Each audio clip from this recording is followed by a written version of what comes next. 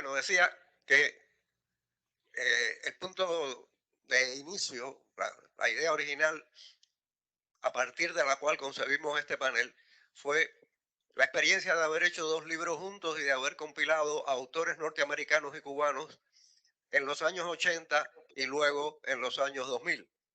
Estos, eh, los resultados de estas compilaciones que salieron de dos talleres que hicimos los dos talleres aquí en La Habana, fueron un libro, el de 1989, que se llama US Cuban Relations in the 90s.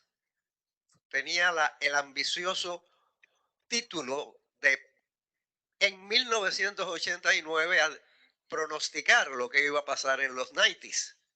Y ustedes saben lo que pasó en 1989 y luego en 1990 y 1991. De manera que de ahí surgió la idea de aprender de cómo nos equivocamos pronosticando las relaciones Cuba-Estados Unidos. La idea de que de los errores se puede aprender muchísimo. Y así repetimos la experiencia corregida y aumentada en 2012 con un libro que se llama Shall We Play Ball? Debating US-Cuban Relations. A diferencia del primer libro, este libro salió en español primero, se publicó aquí primero y luego se publicó en inglés y tuvo tres ediciones. La primera era Shall We Play Ball?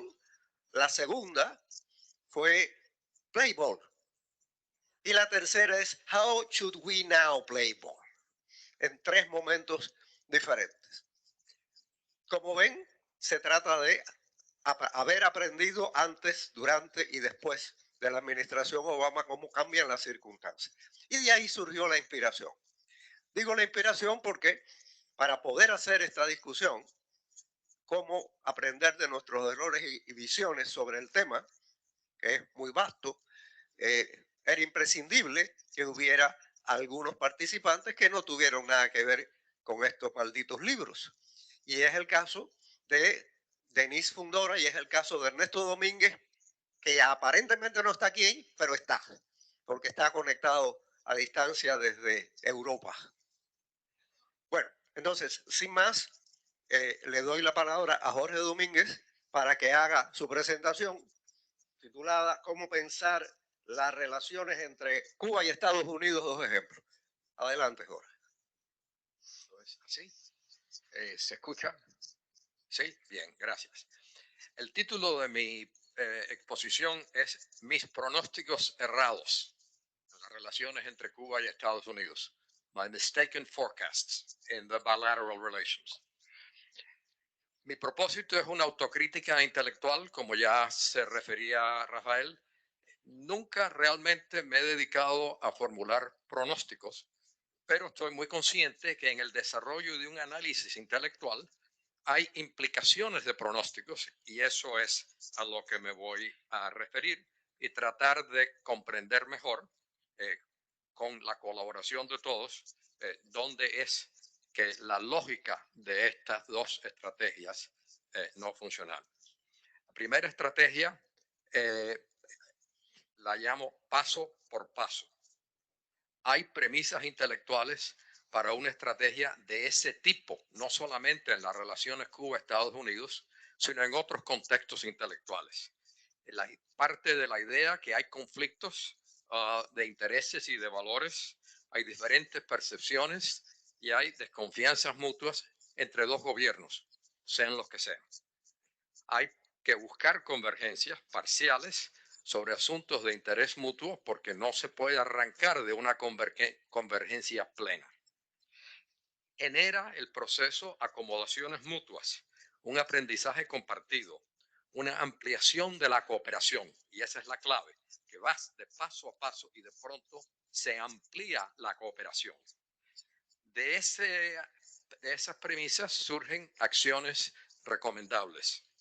Se adoptan políticas que fortalecen la credibilidad de ambos gobiernos frente al otro. Se logran acuerdos sobre asuntos puntuales y concretos. Hay en esta lógica una rápida y fácil aplicación y monitoreo y así se construye un marco mucho más amplio, un marco macro de cooperación en la relación bilateral. Y eso último es lo que no ocurrió. Para decirlo de otra manera, la hipótesis implícita, lo que lo convertía en un pronóstico, es que si había un acuerdo por aquí, otro acuerdo por allá, que 1 más 1 sumarían 3. Y ese milagro aritmético no se logró.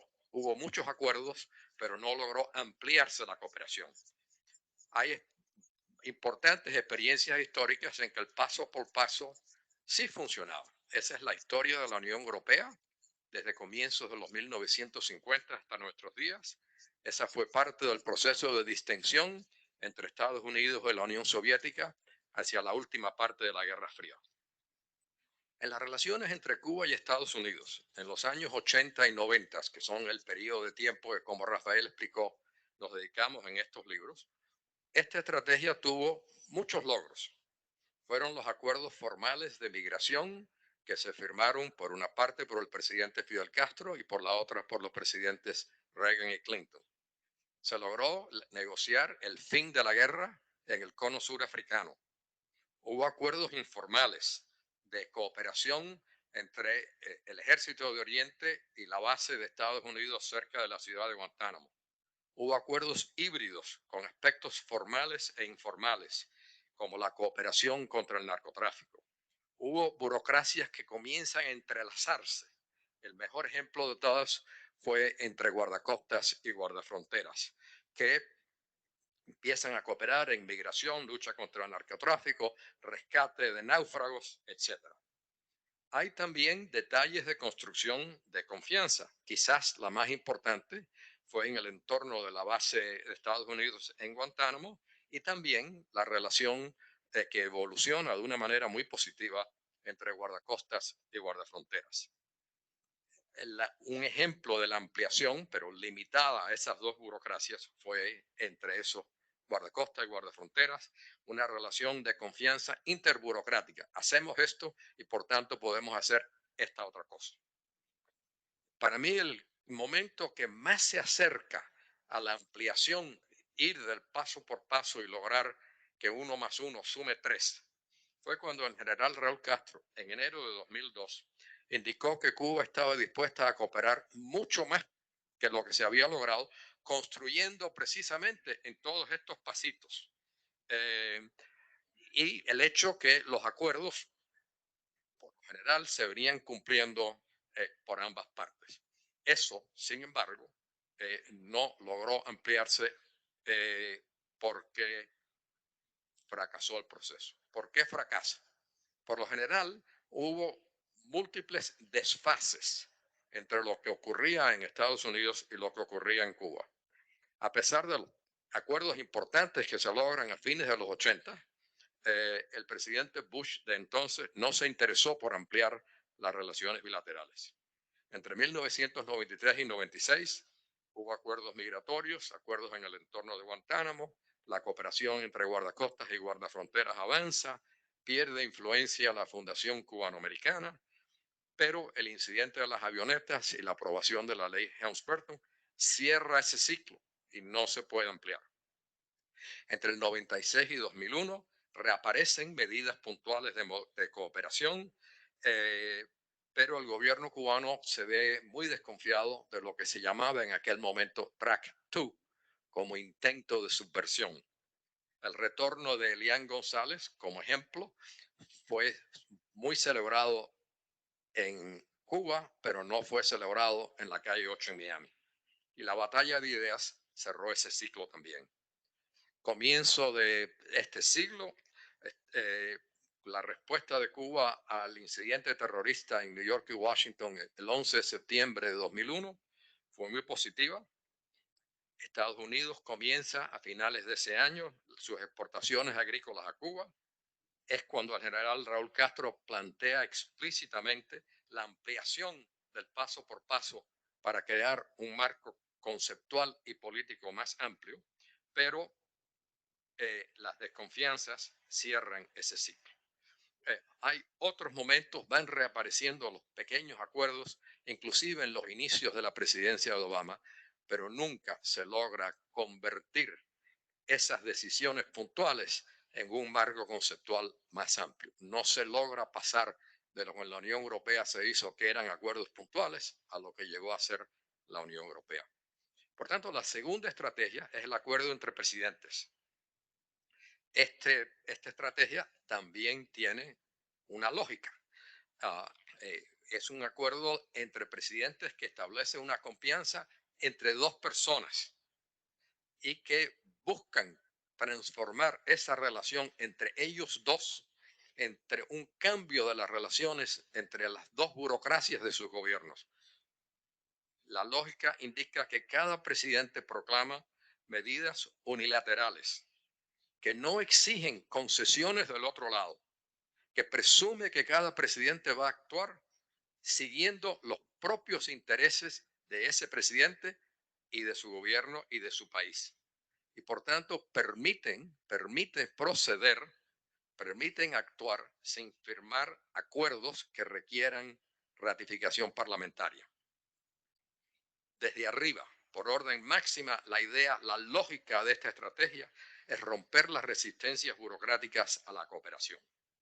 Hay acciones recomendables, por tanto, la rapidez de la aplicación de las medidas explícitamente ya autorizadas, bilaterales y unilaterales, la rapidez de identificación y la firma de otros acuerdos para que se les autorice, y la coordinación de acciones que fortalecen ese gran marco ya previamente establecido por los dos presidentes. Esta estrategia tuvo logros también, pero fracasó también. No logró realmente acelerar el ritmo de la cooperación puntual. Y esa macro cooperación bilateral termina con el triunfo del presidente Trump la primera vez. Pero sí quiero mencionar algunos de los logros porque fueron importantes. Hubo avances en conversaciones, inclusive conversaciones difíciles, temas de compensación por las políticas de un país hacia el otro. Hubo conversaciones complejas sobre asuntos de derechos humanos. Se lograron acuerdos sobre asuntos no muy conflictivos como el medio ambiente y la cooperación científica. Se profundiza la cooperación bilateral en donde ya existía lo informal y lo formal, como migración, narcotráfico, seguridad aérea.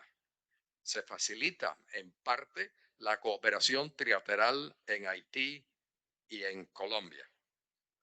Pero hubo una lentitud notable para firmar acuerdos concretos. Algunos fueron trabas, otras fueron resistencias en ambos países, en ambos gobiernos. Pero para este análisis no quiero presumir mala intención por parte de nadie, ni siquiera por el funcionario más insignificante de las dos burocracias. Sí es importante reconocer, como quedó claramente establecido en el panel de ayer, en los paneles de ayer por la mañana, que sin presumir malas intenciones, hubo demora. Hubo demora como efecto, como consecuencia, como resultado. Explicaba la viceministra Josefina Vinal que demoraba tiempo entrenar a las agencias cubanas para cómo funcionar en un marco nuevo que había cambiado en parte, pero no en todo, y que seguía cambiando poco a poco. Hubo del lado de Estados Unidos la necesidad de una muy minuciosa revisión de los cambios que se celebraban, vistos y revistos por los abogados, para de esa manera impedir que se tumbaran las medidas, las órdenes ejecutivas del presidente Obama en los tribunales de justicia. Por eso ayer en un momento preguntaba sobre el papel de los tribunales de justicia. Esa es parte de la demora como consecuencia, aunque nadie lo deseara. Tomó meses lograr acordar las normas para el comportamiento de los diplomáticos de la embajada. Algunos de los acuerdos más sencillos, como el acuerdo de correos, primero se condiciona como plan piloto. Acuerdos como aviación civil tienen huecos notables, como la imposibilidad de proteger a Cubana de Aviación si aterrizan sus aviones en el Aeropuerto Internacional de Miami. El acuerdo migratorio, también algo que se caía de la mata, se firma solamente a pocas horas de concluir la presidencia de Obama. Un detalle simbólico que siempre me ha parecido entre divertido y triste es que cuando la ONEI recoge los datos estadísticos del turismo en Cuba en el año 2015, el primer año completo después del acuerdo, Estados Unidos no aparece. Los cientos de miles de estadounidenses que visitaron a Cuba en el 2015, yo entre ellos, estaban en este gigantesco bulto que se llamaba otros. Los turistas de Estados Unidos eran innombrables. Hubo desfases bilaterales. Hay demoras por ambas partes. De nuevo, no presumo que se quiso demorar. Simplemente quiero hacer hincapié en que las demoras fueron resultantes, que por tanto dificultaron proceder de esta manera. Por ejemplo, cuando Estados Unidos autorizó que en el sector cubano se pudiera exportar directamente a Estados Unidos, el gobierno cubano decidió que eso no era lo que le convenía. Cuando Estados Unidos permitió inversiones en la zona de Mariel, el gobierno cubano demoró las autorizaciones. Cuando Estados Unidos permitió a sus entidades financieras el uso de sus tarjetas de crédito y débito en Cuba y de algunas relaciones bancarias, el gobierno cubano se demoró en facilitar esas relaciones bancarias. En eso soy testigo personal porque intenté, cuando era vicerrector de la Universidad de Harvard, abrir una cuenta bancaria en Cuba para las múltiples actividades que teníamos y simplemente por razones exclusivamente burocráticas no pude. El último ejemplo que quiero señalar de estos desfases fueron las compras agrícolas hechas por Cuba en Estados Unidos. En el 2008, el último año de la presidencia de Bush, exceden $700 millones. Ya en el 2014 habían caído a poco menos de 300 millones. El año en que Cuba compra menos productos agrícolas a Estados Unidos en este siglo fue el 2015. Fueron $186 millones. Reconozco que las razones para comprar productos agrícolas en Estados Unidos son muy variadas. Hay razones comerciales, hay razones de suministros, hay razones de producción interna. Pero caray, si alguien iba a decir, vamos a tratar de ayudar políticamente al presidente Obama, que ha venido tomando las medidas que queremos, esa decisión siempre me ha sorprendido. Bien, esa estrategia desde arriba también fracasó. No logró romper las resistencias o las demoras burocráticas, que es lo que debería haber ocurrido en la lógica de esa estrategia. No generó suficiente confianza. De lo personal entre los dos presidentes, no logró transformarse a lo intergubernamental. Faltó, por supuesto, la rapidez. Los intereses de fortalecer la seguridad nacional mediante acuerdos y el talento de los diplomáticos negociadores resultó insuficiente contrapeso frente a una historia de conflictos tan graves. Quiero concluir esta parte, ya estoy llegando al final, que sí hubo héroes en estos. Los dos presidentes fueron héroes claves y los negociadores de ambas partes en los pequeños grupos también lo fueron. Pero inclusive los héroes no logran lo imposible. ¿Y ahora qué? Ya que les decía que nunca pronostico nada, temo hacerme la pregunta de ahora qué. La primera estrategia, la de paso a paso, dice que quien rescata las relaciones bilaterales son el MININT, el MINFAR, el Pentágono y el Departamento de Homeland Security. Son ellos los que buscarían defender y profundizar la cooperación puntual en cosas concretas.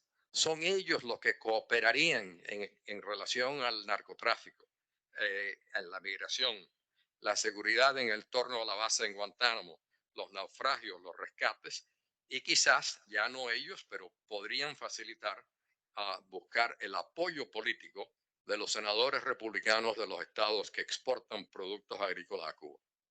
La segunda estrategia, la estrategia de arriba para abajo, los presidentes los rescatan. cuando el presidente Díaz-Canel invita al presidente Trump que visite La Habana, y así como Nixon fue a Beijing a reunirse con Mao Zedong, Trump viene también. Recordemos que Trump uno incumplió, pero no repudió todos los acuerdos firmados bajo Obama, y en la segunda presidencia de Trump podría quizás sorprendentemente desarrollarlos. Recordemos las dos principales prioridades del presidente Trump con relación a sus vecinos del sur: impedir la migración indocumentada y luchar contra el narcotráfico. Hay una coincidencia entre los intereses del presidente Trump y los intereses del gobierno cubano. Hay otros aspectos de seguridad que pueden también facilitarlos. No dudo que Trump quisiera facilitar las exportaciones agrícolas de estados que votaron por él. Pero el punto con que termino, porque ya Rafael se pone nervioso, es que ambas estrategias coinciden, que pueden ser factibles con agendas modestas, pero sí lograr una cooperación activa y ampliada entre ambos países en materia de seguridad. Gracias.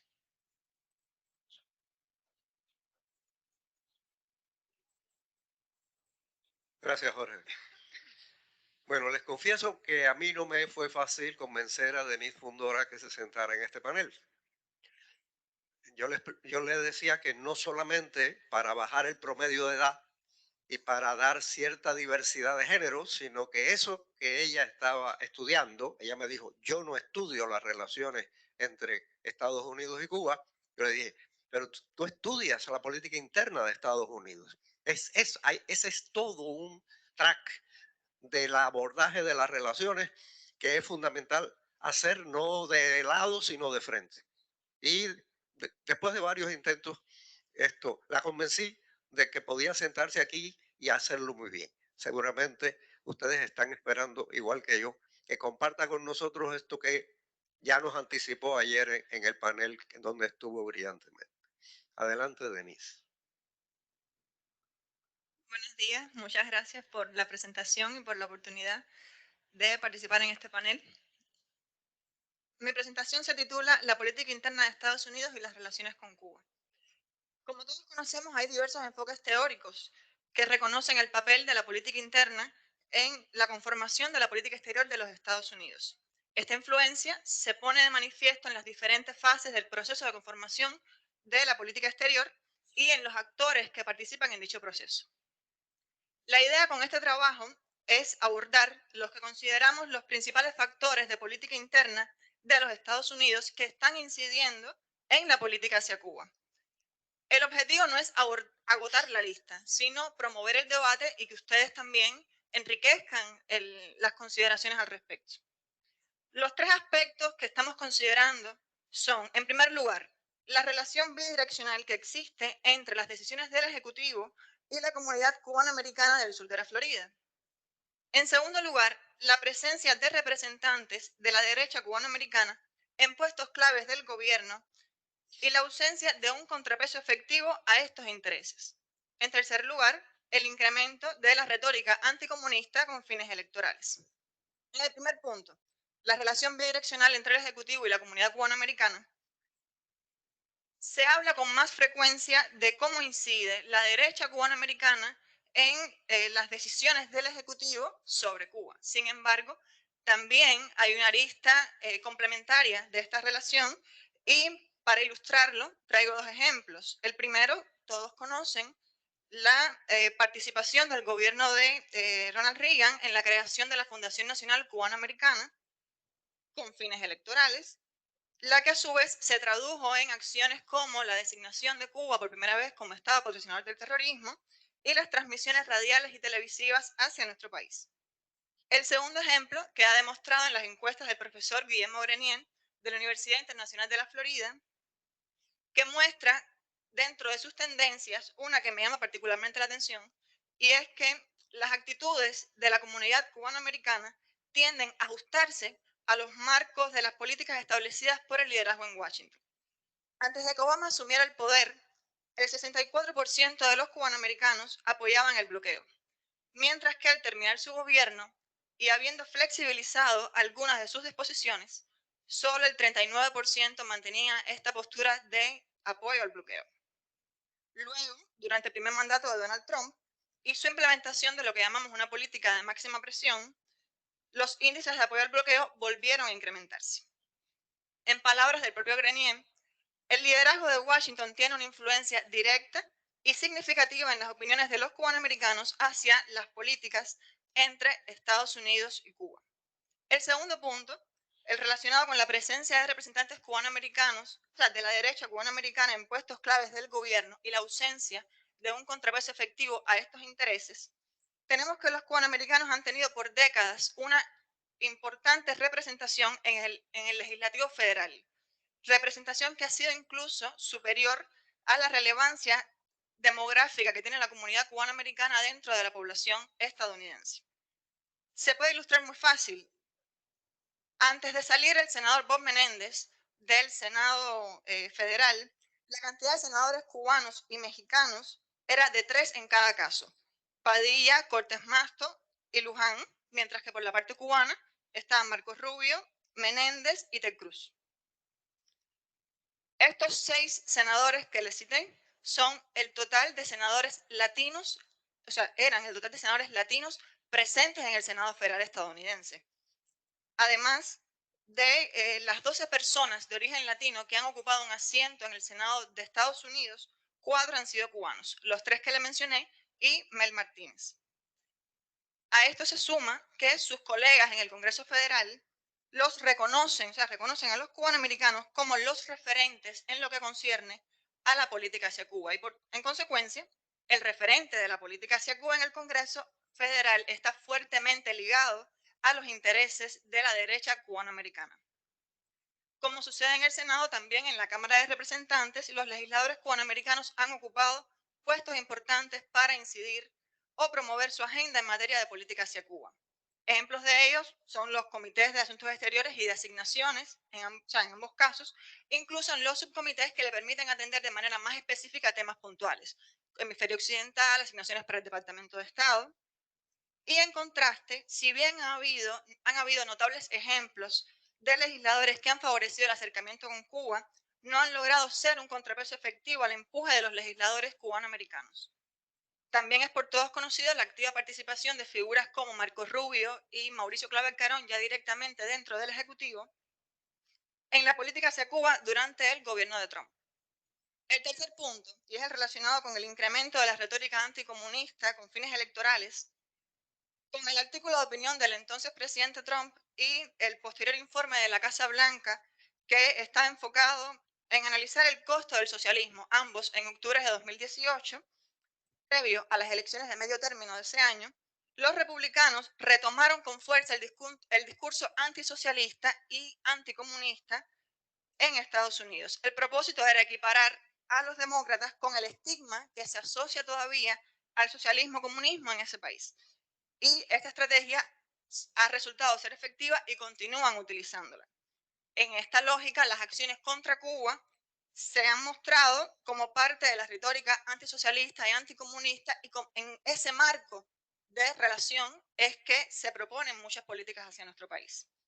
En sentido general, estos factores continuarán siendo relevantes a nuestra consideración a los efectos de la política hacia Cuba en un segundo mandato de Donald Trump. Primero, porque aunque Trump volvió a ganar Florida y con cifras más cómodas que en la elección anterior, también ganó el voto de la comunidad cubanoamericana, lo cual le puede hacer suponer que es necesario un apoyo lo cual le puede hacer entender que existe un apoyo a su agenda de hostilidad mostrada en el gobierno anterior. En segundo lugar, la presencia de cubanoamericanos en puestos claves, especialmente Marcos Rubio como secretario de Estado, y la apuesta de representantes cubanoamericanos por acceder a puestos de liderazgo en comités clave de ambas cámaras pueden tender a favorecer políticas agresivas contra nuestro país, como comentaba en la presentación de ayer, lo cual es especialmente preocupante de no configurarse un contrapeso efectivo y que de alguna manera esté cohesionado tanto desde las estructuras legislativas como las estructuras ejecutivas federales e instancias más locales, además. Por último, es previsible que se mantenga la retórica anticomunista del Partido Republicano contra los demócratas, lo que se traduciría Por un lado, en la continua utilización de este discurso para fundamentar acciones contra Cuba y, por otro lado, en el distanciamiento de varios demócratas relevantes con respecto al tema Cuba. Muchísimas gracias.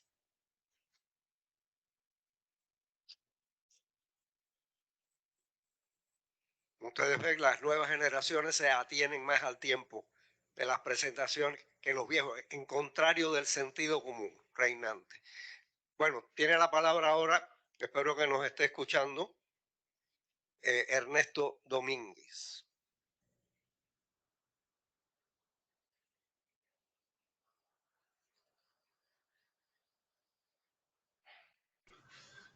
Ok, buenos días. ¿Me escuchan? Sí, adelante. Perfecto. Bueno, muy buenos días a todos y realmente un gusto estar en este panel, aunque sea en la distancia. Primero, gracias a Rafael por la invitación. Es un placer compartir con Denise, que además hemos trabajado juntos. Fue mi estudiante, además hasta hace muy poquito, y me hace muy feliz verla, su proyección, y compartiendo con Jorge Domínguez, quien les aseguro que hasta donde sea menos no tenemos ninguna relación de parentesco, a pesar de que tenemos el mismo apellido. Tenemos el mismo apellido, eso no hay nepotismo en el panel. El tema que nos ocupa en este panel es un tema interesante porque además tiene que ver con algo muy importante, que es la capacidad que tengamos para pronosticar en cualquier ámbito de las ciencias sociales, particularmente cuando estemos hablando de procesos políticos, de relaciones políticas internacionales. Hay dos o tres puntos que quisiera tocar. Por supuesto, el tema da para una vasta discusión, pero por supuesto tenemos un espacio limitado. Hay dos o tres puntos que quisiera tocar de manera sucinta, y si después se suscita algún tipo de conversación, mejor todavía. El primer punto es que el tema del pronóstico en la relación, en lo que tiene que ver con ciencias sociales, en lo que tiene que ver con comportamientos humanos, en un sentido un poquito más amplio, en lo que tiene que ver específicamente en política, el pronóstico es, digamos, como mínimo un proceso muy riesgoso, para no decir que el pronóstico, entendido como la identificación del escenario más probable, con un grado de certeza relativamente alto, realmente es básicamente inviable. ¿Por qué? En mi criterio. ¿Por qué? Uno, la predicción en ciencias sociales no es viable en la misma medida en la cual en cualquier escenario son posibles múltiples comportamientos. Y eso hace que determinar cuál de ellos es el que va a ocurrir sea extremadamente difícil, por no decir imposible. Lo más que podemos hacer es determinar cuáles son aquellos resultados, aquellos comportamientos que no son posibles en ese contexto. Esa es la primera parte. La segunda parte es que para entonces transformar eso en un pronóstico, quiere decir llevar a ver cuál es el escenario que es más probable, habría que tener una capacidad para poner números a eso que nos permita decir este es el escenario más probable. Generalmente esa clase de ejercicios se hacen, más allá de la existencia de una serie de modelos al respecto, se hacen basados en criterios de experticia en el tema.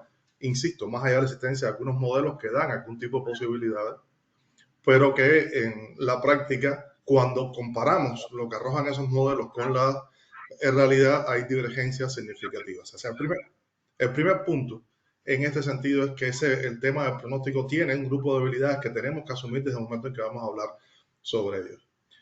Segundo, específicamente cuando vamos a hablar de la relación entre Cuba y Estados Unidos,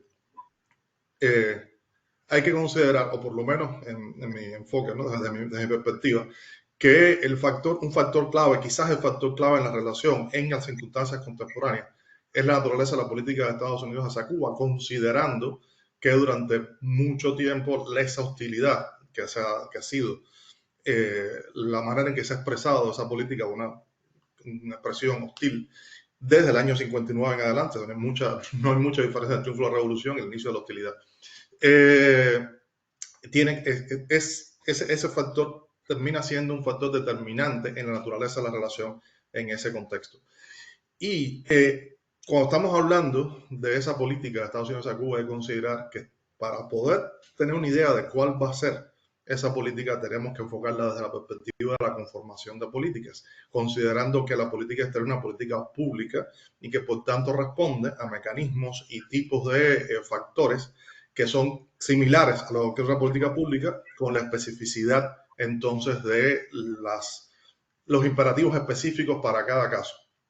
Y si consideramos eso, hay que tomar en cuenta como mínimo 3 tipos de variables que hemos trabajado en eso, tenemos en el CCU hemos trabajado en el tema, tenemos publicado unos trabajos en este sentido.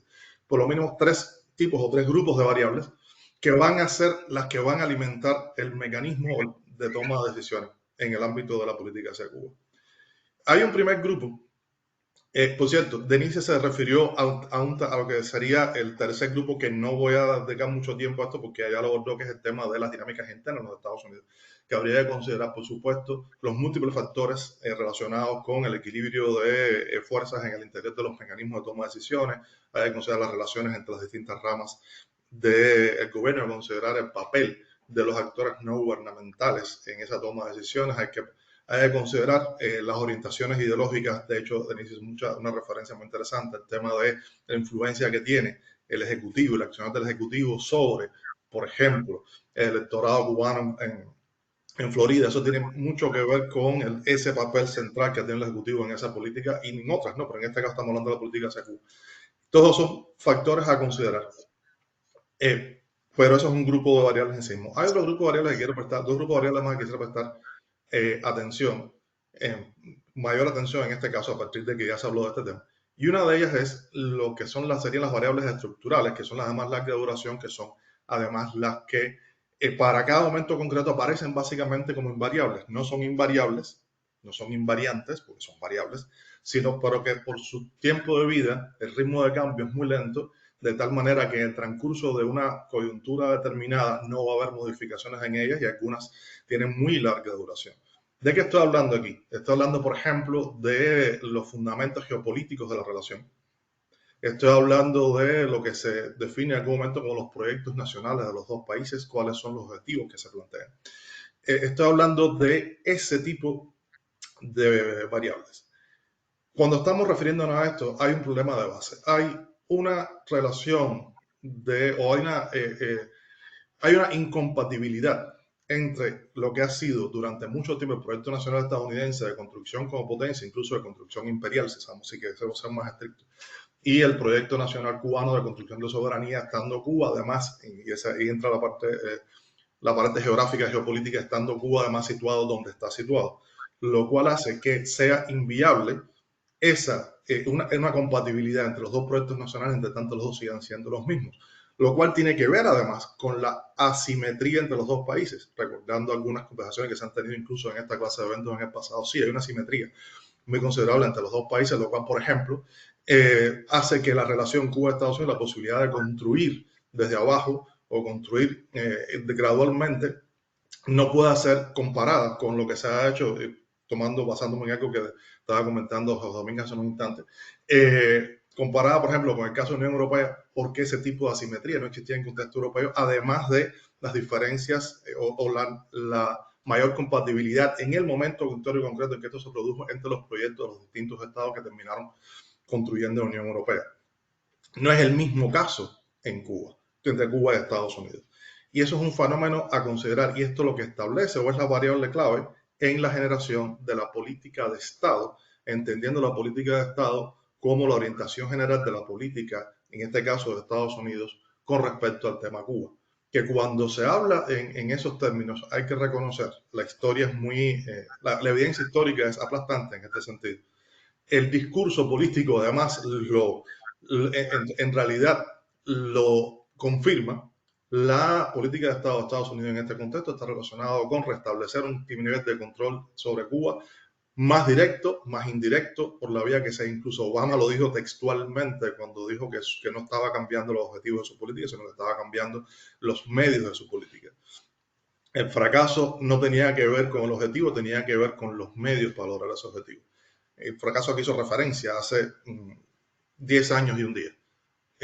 Cuando consideramos esto, los márgenes o los límites de posibilidad, los límites de aceptabilidad de cualquier política van a estar limitados, van a estar fijados a partir de esa política de Estado, van a estar, por tanto, fijados a partir de estas variables de larga duración o variables estructurales.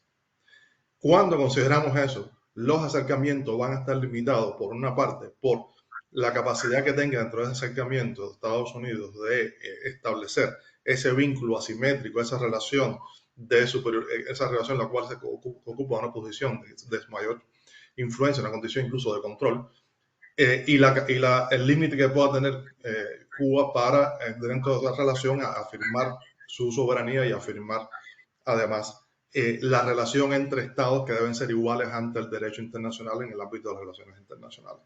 De ahí la debilidad, por cierto, de la idea de la normalización cuando se inició ese proceso con Obama y lo que realmente significaba normal en ese contexto. Evidentemente había interpretaciones diferentes de lo que es normal. Desde esa perspectiva, pronosticar un crecimiento, o mejor dicho, una mejoría sostenida de las relaciones, más allá de mejorías puntuales, y mejorías siempre sabemos que depende de cuál es el objetivo que se traza.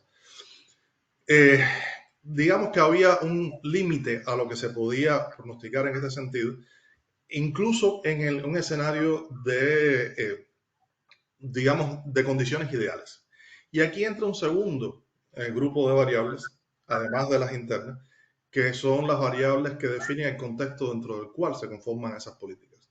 Por una parte, hay que considerar el contexto del sistema internacional, el contexto, por ejemplo, el equilibrio de poderes en el sistema internacional, la emergencia de actores y la evidente pérdida relativa de poder de Estados Unidos en el sistema internacional, la necesidad, por tanto, de iniciar una política exterior de reajuste y de recomposición de esa o la necesidad o digamos, la demanda por implementar políticas que busquen un restablecimiento de esa posición, reconstrucción de hegemonía, como se le quiere llamar, que podemos verlo además en el tipo de instrumentos que han sido privilegiados por los Estados Unidos los últimos 20, 25 años, donde ha habido un incremento sostenido y acelerado del uso de sanciones económicas ante la inoperancia de otros tipos de instrumentos no coercitivos en su política exterior, más el uso de la violencia que tuvo un incremento a partir, por supuesto, de la guerra contra el terrorismo, pero que en la práctica ha continuado. Cuando ponemos eso sobre el tapete, ese tipo de acciones, aunque demuestran capacidad destructiva, demuestran también el debilitamiento del poder y, por supuesto, de la hegemonía. Si aplicamos el sentido gramsciano, hegemonía no pertenece a discusión aquí ni nada por el estilo, sino simplemente pensándolo como un referente teórico. Y habría que considerar también en ese contexto, por ejemplo, las fluctuaciones que se han dado en la situación en la región latinoamericana, en la región, en el hemisferio occidental. No es lo mismo el 2014 que el 2024 en ese sentido, ni mucho menos que el 2020, a lo cual hay que sumar los niveles de percepción que puedan existir en los Estados Unidos sobre el estado de la situación interna en Cuba.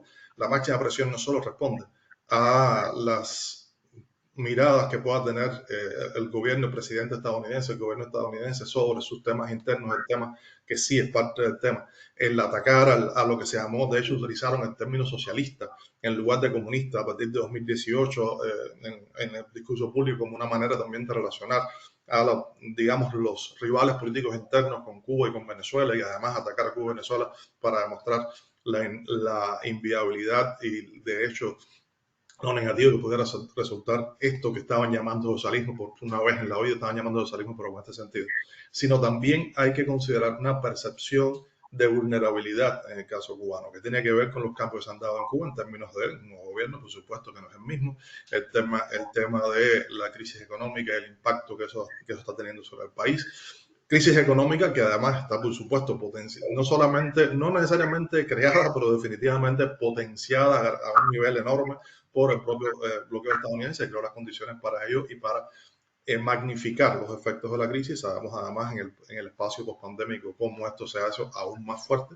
A partir de ahí era, por ejemplo, impensable, considerando todo eso, era impensable que un Joe Biden fuera a hacer un giro de su política que lo acercase o lo pusiese en el mismo rango de la administración Obama, en realidad. Y así fue cuando vemos la manera en que procedió, que básicamente un nivel de continuidad y habría que pensar en ese contexto qué es lo que viene a partir de ahora. Pero para cerrar muy rápido, muy brevemente esta pequeña presentación, el verdadero problema está, o la manera en que estoy enfocando esto está basada en esto. Tenemos que considerar estos sistemas de variables como un sistema complejo que ninguna de ellas necesariamente es la determinante en todos los casos, sino la combinación de todas ellas la que termina por determinar cuál es el tipo de política que se implementa y a partir de ahí la manera en que evoluciona la relación bilateral,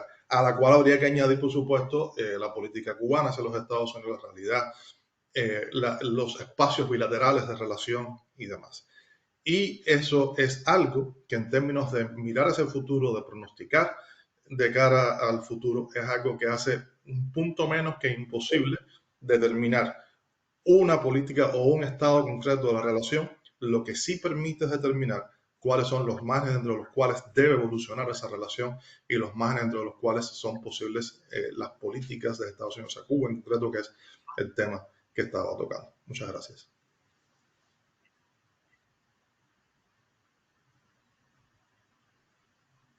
Muchas gracias, Ernesto.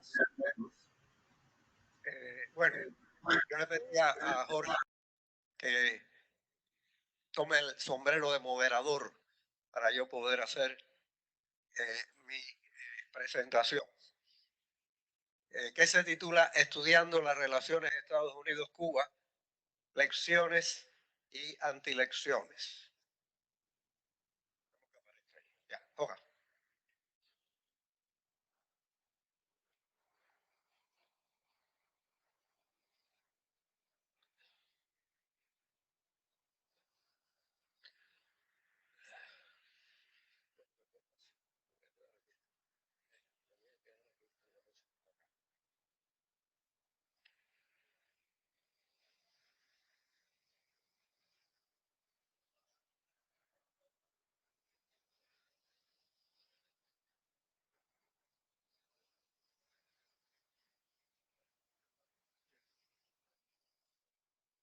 Bueno, estoy esperando porque aparezca el PowerPoint, porque decidí usar un PowerPoint. Detesto los PowerPoint, pero me doy cuenta de que es un mal necesario cuando uno trata de organizar un poco lo que va a decir.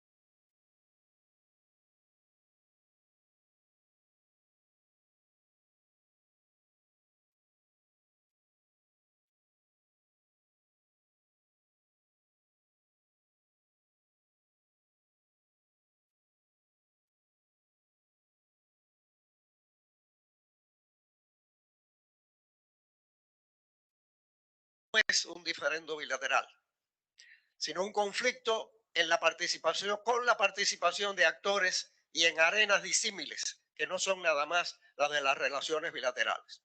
Sin embargo, como sabemos, es un tópico bilateral, el intercambio de prisioneros, lo que se convierte en el detonante que propicia la normalización en 2014. Ahí están las relaciones con América Latina, ahí está que Obama quiere dejar un legado, pero todo eso se podía haber demorado o pospuesto o nunca haber ocurrido si no llega a haber la necesidad forzosa de hacer un intercambio de prisioneros, porque la vida de uno de esos prisioneros, el que está aquí, está en juego y no se puede el gobierno de Estados Unidos arriesgar a que ese prisionero se muera. De manera que hay una presión de tiempo y esto condiciona la continuidad y la significación y la profundización de los acuerdos. En la Guerra Fría, lo que se impone por encima de la relación y de los problemas bilaterales son los triángulos. En nuestras relaciones con la URSS, con América Latina y el Caribe, con África. Están por encima. En la posguerra fría, esos triángulos se evaporan en su conflictividad. Dejan de existir los conflictos en el suroeste de África, en Centroamérica, deja de existir la alianza con la Unión Soviética porque se acabó la Unión Soviética. Sin embargo, ahí, y a eso me voy a referir más adelante, hay triángulos cambiantes que siguen influyendo en las relaciones. Y en relación con la revolución misma, con el problema de origen entre Cuba y los Estados Unidos, vuelve a aparecer en la pantalla después de que ha aparentemente quedado atrás en los años 90 y sobre todo en los años 2000 y en el periodo de Obama, la cuestión de la reversibilidad de la revolución.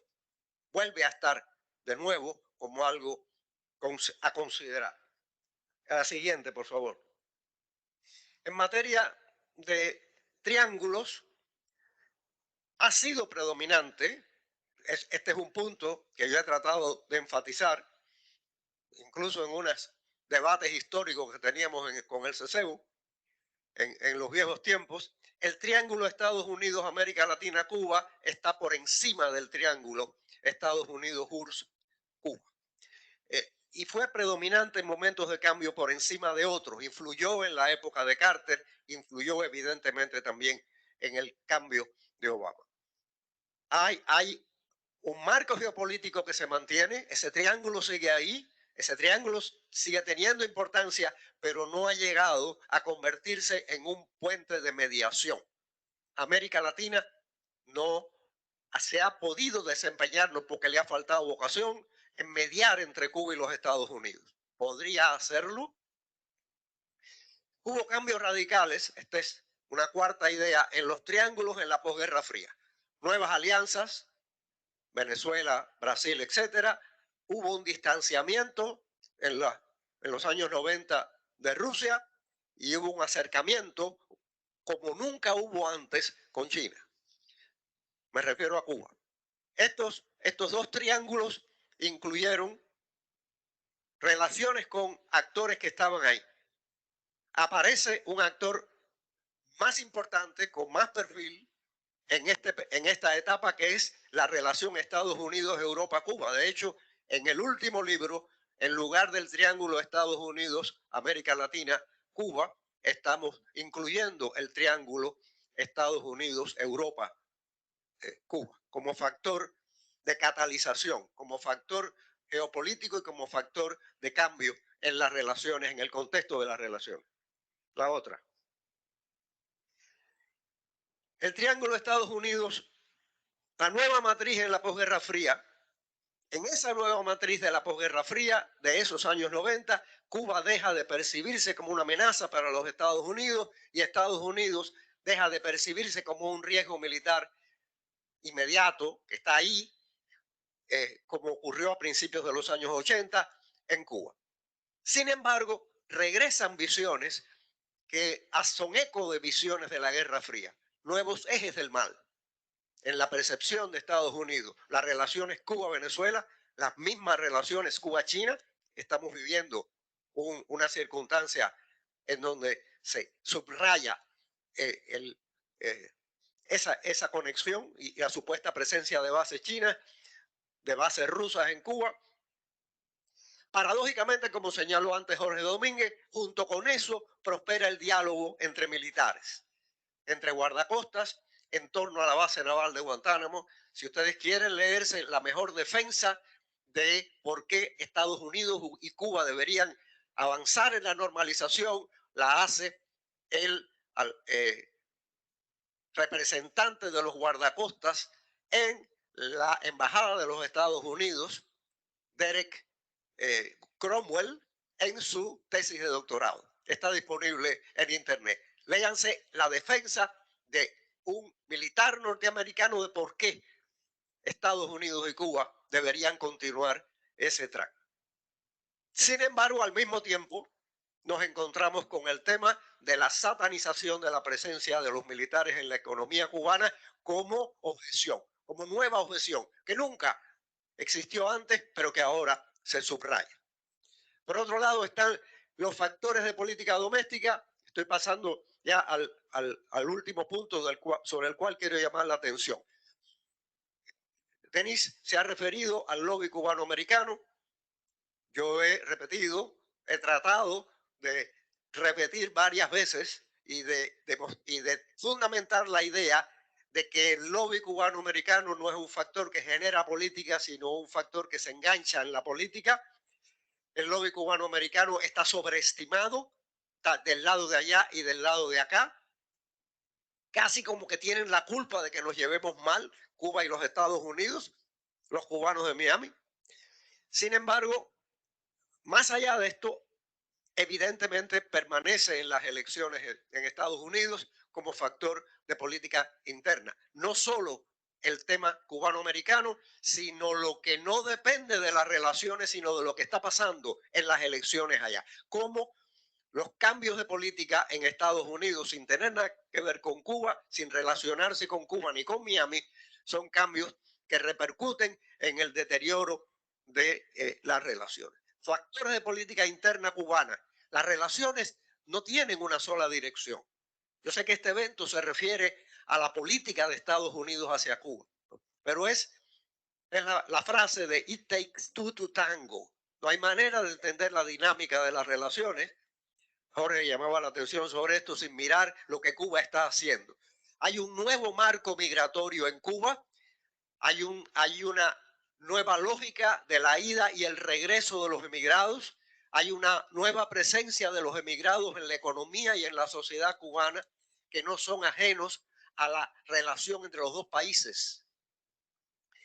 Y está la cuestión que está presente muchas veces en los debates, en nuestros debates acerca del tema, que es cómo el proceso de reformas genera actores y genera dimensiones de la relación nuevas, que no estaban ahí ni en la Guerra Fría ni en la posguerra fría, como por ejemplo los nuevos actores no estatales. Adelante. Esta es una foto que tiene mi derecho de autor. Mi copyright es una foto que yo tomé en el momento mismo en que están izando la bandera norteamericana en lo que se llamaba la sección de intereses y que a partir de entonces se llamó la Embajada de los Estados Unidos. En ese momento, donde no hay viento y por eso no se ve la bandera, pero que está ahí izándose, del lado de acá está pasando una cosa extraordinaria. La gente aplaude desenfrenadamente y grita al mismo tiempo "Viva Cuba", lo cual es una buena manera, es un buen ejemplo de la naturaleza de nuestras relaciones con los Estados Unidos y cómo la vivimos de este lado. En esta circunstancia, tengo dos preguntas. Lógica y factores que gobiernan el curso de las relaciones. ¿Qué demostró el corto verano, los 25 meses de Obama y Raúl? Porque no es solo de Obama, es de Obama y Raúl. La naturaleza de los factores de atracción. Los factores, los problemas de seguridad prevalecieron en la agenda, nada más que hay que examinar los acuerdos para verlo, sobre los intereses económicos. Y se destapan o se refuerzan múltiples interlocutores y canales, o sea, se diversifican las relaciones entre los dos lados. En política interna, eso de "welcome back", la bandera de los Estados Unidos, va aparejado a nivel de la gente con algo que podría describirse como el miedo al tsunami americano. 500,000 de americanos, 500,000 de cubanos-americanos desembarcando aquí. ¿Cómo va a cambiar nuestro país? Estoy tratando de representar esa imagen. Y crece la constituencia cubano-americana relacionada con el cambio, como se ha señalado aquí. Triángulos internacionales, el imperio del triángulo América Latina y Cuba, se refuerza el triángulo América Latina y Cuba. Los latinoamericanos le piden a Obama una y otra vez que normalice relaciones con Cuba, y el efecto de esas relaciones que mejoran con Obama, el efecto multiplicador. Yo saqué las cuentas de cuántos altos dignatarios de gobiernos extranjeros visitaron Cuba en 2015 y 2016, son 2 por semana. Presidentes, primeros ministros, ministros de defensa, cancilleres. El efecto multiplicador sobre nuestras relaciones fue enorme. Y ya terminando, la lógica y los factores que gobiernan el curso de las relaciones. ¿Qué demostró el continuum Trump-Biden? Si es que podemos hablar ya en esos términos. Parece que sí podemos hablar en esos términos. La naturaleza de los factores de confrontación se regresa al tema del cambio de régimen. Aparece un fenómeno que todavía estamos tratando de entender, el de los cubanos trompistas, los cubanos que se van de aquí y llegan allá y se vuelven trompistas, o eran trompistas antes de salir de aquí. La expectativa de una nueva vuelta de tuerca al bloqueo, cosa que parece imposible, pero parece posible. En términos de política interna, una administración demócrata que no haya sido positiva, es que ha sido negativa, a pesar de la presión de América Latina que no ha cesado. Cuba no es un tema importante en esa política norteamericana. Y finalmente, triángulos internacionales que no estaban ahí.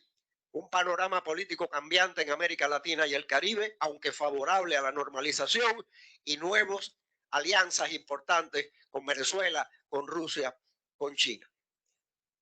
La próxima, nos quedamos atrás. La otra.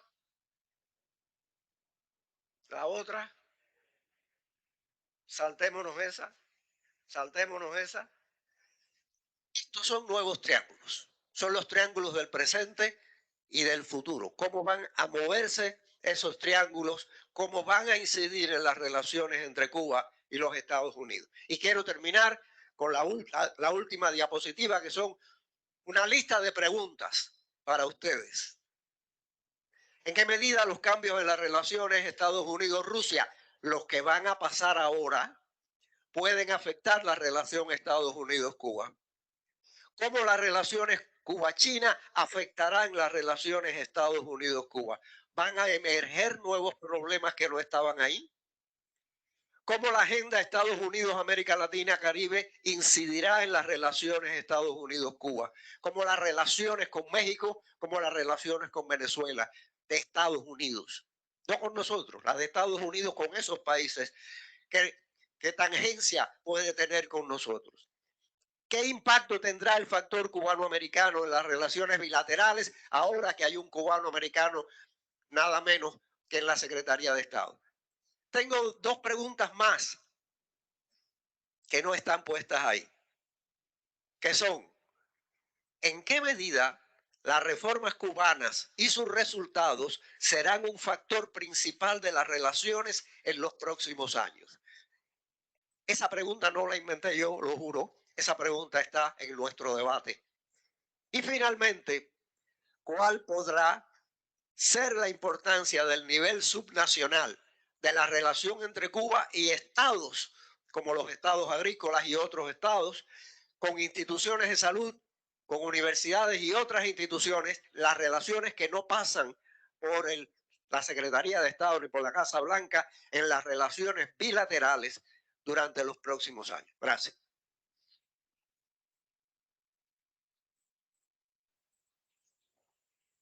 Esa es la importancia de tener al moderador sentado detrás de uno, de manera que no lo ves. Bueno, no sé si tenemos tiempo, ya no tenemos tiempo, así que nos pueden escribir haciéndonos sus comentarios. De todas maneras, tenemos la intención de que todo el debate que hemos tenido aquí, esta presentación que hemos tenido aquí, la podamos reproducir, las podamos transcribir y las podamos difundir. Muchísimas gracias a todos por estar aquí presentes. Nosotros esperábamos que hubiera 4 gatos y hay más de 60 gatos sentados en este auditorio. Muchas gracias por venir tan temprano, a las 9 de la madrugada.